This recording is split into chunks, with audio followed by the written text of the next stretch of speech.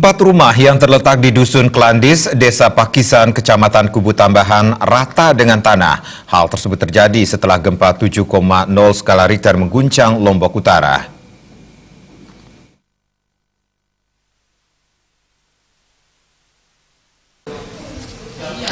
Beginilah kondisi rumah keluarga Gede Sidemantre yang terletak di Dusun Klandis, Desa Pakisan Buleleng.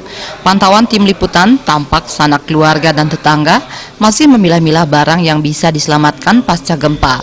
Dalam bencana tersebut, 2 korban mengalami luka-luka, yakni Gede Sidemantre dan Wayan Madri. Sang anak menuturkan pada saat itu keluarga yang berjumlah 5 orang sedang mikpik buah cengkeh. Dalam kondisi tersebut juga ada sebanyak 3 sepeda motor, barang-barang elektronik serta hewan ternak miliknya seperti babi dan ayam ludes. Terdapat total 4 rumah, dapur dan pelinggih merajan rata dengan tanah. Kini korban beserta keluarga berharap segera mendapatkan bantuan sembako dan tenda untuk berteduh.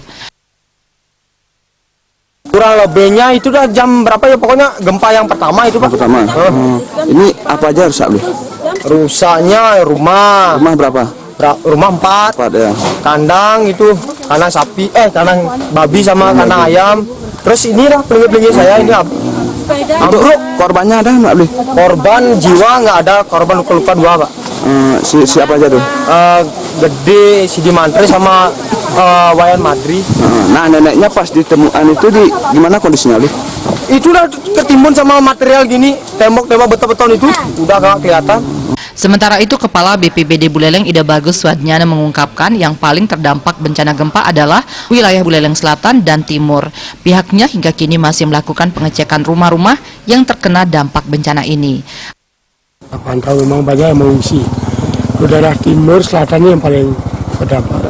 Pertama di Pakisan ini kita lihat rumah cukup banyak yang ambruk. Yang ke-70 juga sudah.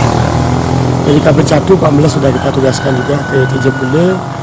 Nah, hari ini mudah-mudahan kita bisa tuntaskan 2 kecamatan ini, Sawan dan Kubu Tambahan, termasuk 1 yang 70. Artinya seluruh kecamatan terdampak di Buleleng? Untuk daerah tengah dan timur yang terdampak.